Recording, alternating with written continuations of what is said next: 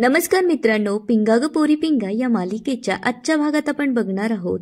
तेजाने आता नवरी मुलीला पारंपरिक महाराष्ट्रीयन पद्धतीने केलेला प्लॅन सांगण्यासाठी तिच्या घरी बोलवलेलं असतं.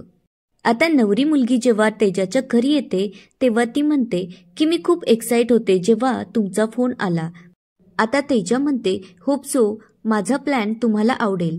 आता तेजा पारंपरिक महाराष्ट्रीयन पद्धतीने लग्नाचा इव्हेंट कसा काय करायचा हा तिचा प्लॅन त्या नवऱ्या मुलीला सांगू लागते आणि म्हणते की आपण काय करू, पहिले आर्टिफिशियल डेकोरेशन काढून टाकू आणि सरळ आंब्यांच्या पानाचं तोरण लावूया. तसं पारंपरिक पद्धतीने जुन्या काळी लग्न व्हायची ना, दारापुढे केळीचे खांब, अंगणात छान रांगोळी, अगदी तसंच नॅचरल वाटायला हवं. हे ऐकल्यानंतर आता नवरी मुलगी खूप खुश झालेली असते. पुढे तेजा म्हणते आपण ना लग्नामध्ये बुंदीचा मेनू ठेवूया आणि तुम्ही म्हटल्याप्रमाणे आपण खेडेगावात जशी पंगत असते ना तशी साधी सरळ पंगत देऊया आणि हळदीचा प्रोग्राम सुद्धा असाच साध्या पद्धतीने ठेवूया. आता तेजा तिला म्हणते तुम्हाला कशा वाटल्या माझ्या आयडिया आणि तुमच्याकडे काही आयडिया असतील त्याही मला सांगू शकता. तेव्हा ती म्हणते खरं तर मला तुझ्या आयडिया खूपच आवडल्या. मला वाटलं नव्हतं की तुझ्यासारखी मॉडर्न मुलगी असा विचार करेल म्हणून. खरं तर एवढ्या कमी वेळात आणि खूप छान पद्धतीने तू तुझे विचार मांडलेत. तेव्हा तेजा म्हणू लागते खरं तर याचं क्रेडिट माझ्या मैत्रिणीला जातं, कारण हे सगळं मला तिनेच सांगितलं. अगदी सोप्या पद्धतीने तिने मला प्रत्येक विधीचं महत्त्व समजावून सांगितलं. तेव्हा नवरी मुलगी म्हणते झालं तर मग आता मी निघते, असं म्हणून ती तिथून जाते. आता तेजा खूप खुश असते आणि प्रेरणाला थँक्यू म्हणण्यासाठी ती फोन करू लागते. पण प्रेरणा फोन उचलत नसल्यामुळे आता तेजा काळजीत पडते आणि विचार करू लागते की जनरली प्रेरणा असं कधीच वागत नाही, पण असं काय झालं असेल की प्रेरणा माझा फोन उचलत नाहीये. नक्कीच काहीतरी भानगड दिसते असा तिच्या मनात विचार येऊ लागतो. आता इकडे वल्लरी सानिका आणि दौलत काकांना तिच्या घरी बोलवते. तेव्हा दौलत काका म्हणतात का काय सत्य सांगायचंय तुम्हाला, आम्हाला इथे का बोलावलं, आता काय बाकी राहिलंय. तेव्हा वल्लरी त्यांना म्हणते की काका आपल्या केसमध्ये हे माफीचे साक्षीदार होणार आहे, त्यामुळे काही गोष्टी ज्या त्यांना माहितीये त्या गोष्टी ते तुमच्या समोर आता सांगणार आहे, प्लीज तेवढं ऐकाल का. त्यावर दौलत काका म्हणतात यानं काय होणार आहे, आमचा मुलगा काय परत येणार आहे का. तेव्हा मनोज सांगू लागतो तुम्हाला जे सत्य माहीत नाहीये तेच मी तुम्हाला सांगण्याचा प्रयत्न करतोय. पुढे तो वल्लरीला म्हणतो वल्लू तुला आठवतंय का आपल्या इथं गृहपूजा होती त्यावेळी मला एक फोन आला होता आणि मी घाईगडबडीतच इथून निघून गेलो, कारण तेव्हा मला या घटनेची माहिती फोनवर नुकतीच कळली होती. पुढे तो दौलत काकांना सांगू लागतो की तुमच्या मुलाचा जेव्हा पोस्टमॉर्टम रिपोर्ट आला त्या रिपोर्टमध्ये असं होतं की त्याचा मृत्यू मिथेन वायूमुळे झालाय. तेव्हा दौलत काका म्हणू लागतात की तुम्हीच खोटी माहिती दिली होती ना की सगळ्या मशीन चांगल्या कंडिशनमध्ये आहेत म्हणून. त्यावर मनोज म्हणतो हो, हे जरी खरं असलं तरी पण मशिनरी एवढ्या पण खराब नव्हत्या की त्यामधून वायू लीक होईल. पुढे तो म्हणतो की ज्यावेळेस तुमच्या मुलासोबत ही घटना घडली तेव्हा लगेचच त्याला पोस्टमॉर्टमसाठी नेलं नव्हतं. आता हे ऐकल्यानंतर वल्लरीला धक्का बसतो. तेव्हा मनोज सांगू लागतो की तुमच्या मुलाला दुसऱ्याच ठिकाणी नेलं होतं. त्यावर दौलत काका मनोजला म्हणू लागतात आणि ही गोष्ट तुम्ही आम्हाला आत्ता सांगताय. तेव्हा वल्लरी त्यांना सांगू लागते की त्यांनी केलेल्या गोष्टीचा त्यांना पस्तावा झालाय, त्यामुळेच तर ते आज तुमच्या समोर उभे आहेत. आता मनोज त्यांना म्हणतो तुम्हाला आठवतंय का त्या दिवशी तुम्ही मला एक प्रश्न विचारला होता की तुम्हाला झोप येते का हो, आणि पुढे तुम्ही असं पण म्हणालात की माझा मुलगा जेव्हापासनं गेला तेव्हापासनं मला झोप येत नाही. आता दौलत काका मनोजकडे बघू लागतात. तेव्हा मनोज त्यांच्या समोर जाऊन उभा राहतो आणि म्हणतो खरं सांगू काका त्या दिवसापासनं आत्तापर्यंत मलाही चांगली झोप लागलेली नाहीये. असं म्हणून आता मनोज त्यांच्यासमोर हात जोडतो आणि त्यांचे पाय पकडून माफी मागू लागतो. त्यामुळे आता दौलत काकांनी मोठ्या मनाने मनोजला माफ केलेलं असतं आणि ते त्याला म्हणू लागतात सर तुम्ही हे काय करताय, आम्ही तुम्हाला माफ केलंय. पुढे ते वल्लरीला म्हणतात खरं तर मॅडम तुम्ही आम्हाला साथ दिली याचे उपकार तर आम्ही कधीच फेडू शकणार नाही. पुढे ते मनोजला म्हणू लागतात की तुम्ही आमच्या बाजूने माफीचे साक्षीदार होणार आहात, त्यामुळे तुमची आम्हाला मदतच होणार आहे. आता दौलत काकांनी मोठ्या मनाने मनोजला माफ केलेलं असतं, त्यामुळे वल्लरी खूप खुश होते आणि वल्लरी सानिका आणि दौलत काकांना म्हणते की मी आजच ऑफिसला जाऊन यांचं नाव माफीचे साक्षीदार म्हणून नोंदवून येते. त्यावर सानिका वल्लरीला म्हणू लागते की आमचा तुमच्यावर पूर्ण विश्वास आहे, तुम्ही जे काही कराल ते आमच्या हिताचंच असणार आहे, असं म्हणून दौलत काका आणि सानिका तिथून जातात. आता ते गेल्यानंतर मनोज वल्लरीला म्हणू लागतो की खरंच वल्लू, आज माझ्या डोक्यावरचा ताण कमी झाल्यासारखा वाटतोय आणि हे सगळं तुझ्यामुळे झालंय, असं म्हणत तो वल्लरीचे आभार मानू लागतो. तेव्हा वल्लरी म्हणते, तुम्ही जे काही आज केलं ते खूप चांगलं केलं. पुढे ती म्हणते, पण एक लक्षात ठेवा, इथून पुढे तुम्ही घरातून जास्त बाहेर पडू नका. त्यावर मनोज विचारू लागतो की का? त्यावर वल्लरी म्हणते की तुम्ही आता माफीचे साक्षीदार होणार आहात, त्यामुळे तुमच्या जीवाला धोका आहे, म्हणूनच मला रिस्क घ्यायची नाहीये.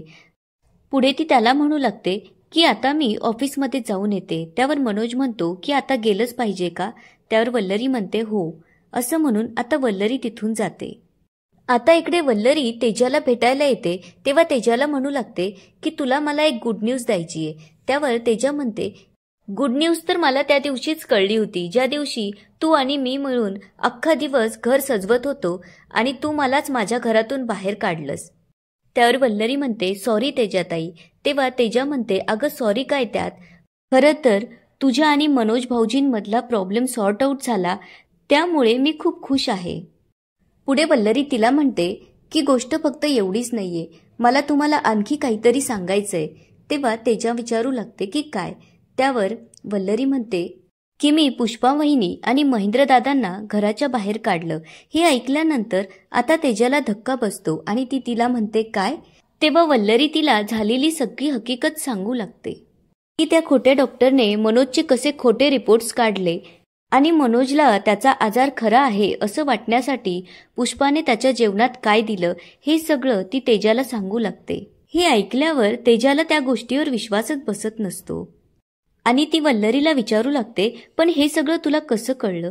तेव्हा वल्लरी सांगते, ज्यावेळेस मी यांचे रिपोर्ट्स बघितले त्यावेळेस मी त्या डॉक्टरांना भेटायला गेले, पण त्यांच्या बोलण्यावरून मला काहीतरी गडबड आहे असं लक्षात आलं, त्यामुळे मी सेकंड ओपिनियन घ्यायचं ठरवलं. त्यासाठी मी दुसऱ्या डॉक्टरांकडे गेले. तेव्हा त्या डॉक्टरांनी मला नवीन रिपोर्ट्स काढायला सांगितले आणि ते सगळे रिपोर्ट्स नॉर्मल आले.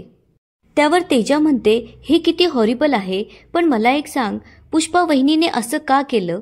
तेव्हा वल्लरी सांगू लागते की त्यांची बहीण सुमन, तिला आपण जेलमध्ये टाकल्यामुळे त्यांनी असा सूड घेतला. तेव्हा तेजा तिला म्हणते, असं कोणी कसं वागू शकतं, पण जे झालं ते बरं झालं. आता तेजा म्हणते की मला तुला खूप दिवसापासून एक गोष्ट सांगायची आहे. तेव्हा वल्लरी विचारू लागते की काय? त्यावर ती म्हणते, खूप दिवसापासून एक गोष्ट माझ्या डोक्यात चाललीये. तुला आठवतं का, त्या दिवशी तुमच्या इथे लक्ष्मीपूजन होतं, त्या दिवसापासून आजपर्यंत मी प्रेरणाला अनेक वेळा कॉन्टॅक्ट करण्याचा प्रयत्न केला, पण तिने माझा एकही फोन उचलला नाही. हे ऐकल्यावर वल्लरीला जरा विचित्र वाटू लागतं आणि ती म्हणते, काय, असं होणं तर शक्य नाहीये, कारण दिवसातनं एकदा तरी प्रेरणाताईंचा आपल्याला फोन येत असतो. नक्कीच काहीतरी प्रॉब्लेम झालेला दिसतो. आता वल्लरी तेजाला म्हणते की गेल्या काही दिवसांपासून माझ्या घरच्या प्रॉब्लेम्समध्ये मी इतकी अडकले, त्यामुळे मला कुणाला भेटायला आणि कॉल करायला सुद्धा जमलं नाही. आपण असं करूया, आपण आता डायरेक्ट प्रेरणाताईंच्या घरी जाऊया. तेव्हा तेजा तिला म्हणते की तू अगदी माझ्या मनातलं बोलीस, चल आता आपण लगेचच निघूया. असं म्हणत आता वल्लरी आणि तेजा प्रेरणाच्या घरी जायला निघतात. इकडे अण्णा केदार 2 पत्रिका घेऊन येतो आणि प्रेरणाला म्हणतो, तुला माहितीये का माझ्या हातात काय आहे? तुला जर वाचता येत असेल तर घे आणि वाच, असं म्हणून तो तिच्या हातात देतो आणि तिला सांगू लागतो की ह्या 2 आपल्या जन्मपत्रिका आहे. मी बामणाकडे गेलो होतो आपल्या पत्रिका जुळवायला, तेव्हा 36चे 36 गुण मिळाले. हे ऐकताच प्रेरणा त्या पत्रिका फेकून देते. आता इकडे तेजा आणि वल्लरी प्रेरणाच्या घरी पोहोचलेले असतात. तेव्हा अण्णा केदार प्रेरणाला म्हणत असतो, खरं तर आपलं लग्नच निघत नव्हतं, पण ब्राह्मणाला पैसे दिले आणि त्याला बळजबरीने आपल्या पत्रिका काढायला लावल्या. तो ब्राह्मणही किती हुशार, त्याने आपलं भविष्य पण सांगितलं. तो म्हणाला की आपल्याला चांगले धट्टेकट्टे 3 मुलं होणार आहेत आणि त्या मुलांचं नाव काय ठेवायचं हे तिला सांगू लागतो. तितक्यात तेजा आणि वल्लरी घराजवळ येऊन पोहोचतात. तेव्हा तेजा मोठ्याने म्हणते की घराला लॉक आहे. तिचा आवाज ऐकल्यावर अण्णा केदारच्या लक्षात येतं की घराच्या बाहेर कोणीतरी आलेलं आहे. आता प्रेरणाने तेजाचा आवाज ओळखलेला असतो, त्यामुळे ती तिला आवाज देऊ लागते. त्याआधीच अण्णा केदार तिचा हाताने तोंड दाबतो. आता इकडे वल्लरी म्हणत असते की हे कुठे गेले असणार, आपण तिला फोन करूया. त्यावर तेजा म्हणते की त्याचा काही उपयोग होणार नाहीये. त्यामुळे वल्लरी म्हणते मग आपण अजित भाऊजींना फोन करूया. तेव्हा तेजा म्हणते ठीक आहे. तेव्हा तेजा अजितला फोन लावू लागते, पण अजितचा फोन लागत नसतो. आता इकडे आत प्रेरणाची धडपड सुरू असते.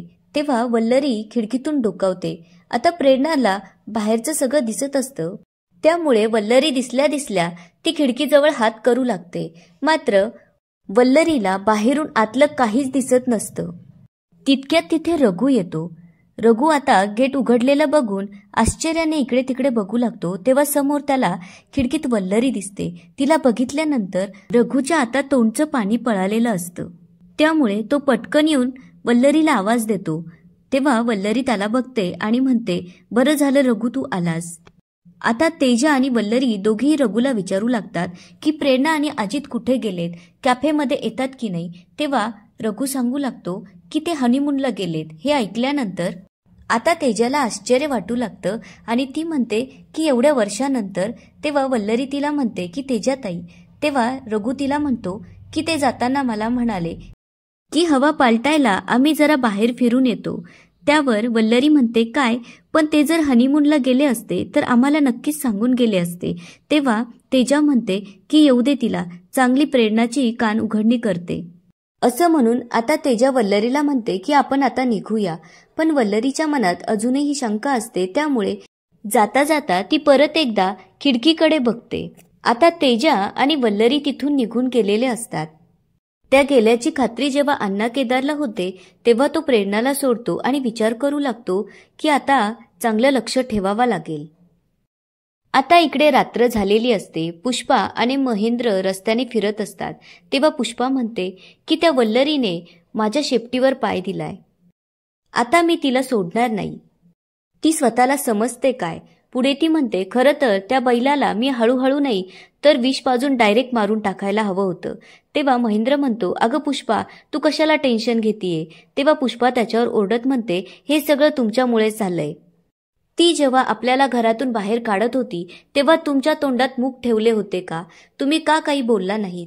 तुम्ही त्यावेळी घरावर हक्क दाखवायला हवा होता, कारण त्या वल्लरीमुळेच आपलं गावचं घर गेलं. आता ती महेंद्रला म्हणते की जा आता आणि माझ्यासाठी काहीतरी खायला घेऊन या, मला खूप भूक लागली. तेव्हा महेंद्र म्हणतो आत्ता. त्यावर पुष्पा म्हणते हो आत्ताच. त्यावर महेंद्र म्हणतो आपल्याला अचानकच तिने घराच्या बाहेर काढलं, त्यामुळे घाईगडबडीत निघाल्यामुळे माझ्याजवळ पैसे नाहीयेत. त्यावर पुष्पा म्हणते काहीही करा, मला माहीत नाही. तेव्हा महेंद्र ठीक आहे असं म्हणून तिथून जातो. तेव्हा पुष्पा लगेचच अण्णा केदारला फोन करते. अण्णा केदार आता पुष्पाचा फोन घेतो आणि म्हणतो की माझी पुष्पा. तेव्हा पुष्पा त्याच्यावर ओरडत म्हणते तुझी राणी आता रस्त्यावर आलीये. तेव्हा जरा आश्चर्याने तो विचारू लागतो काय बोलतीयस, मला समजल असं बोल. त्यावर पुष्पा म्हणते की वल्लरीला सगळं समजलंय, त्यामुळे तिने मला आणि महेंद्रला घराच्या बाहेर काढलंय. आता तुम्ही माझी राहण्याची सोय करा, नाहीतर मी वल्लरीला सगळं काही सांगून टाकेल.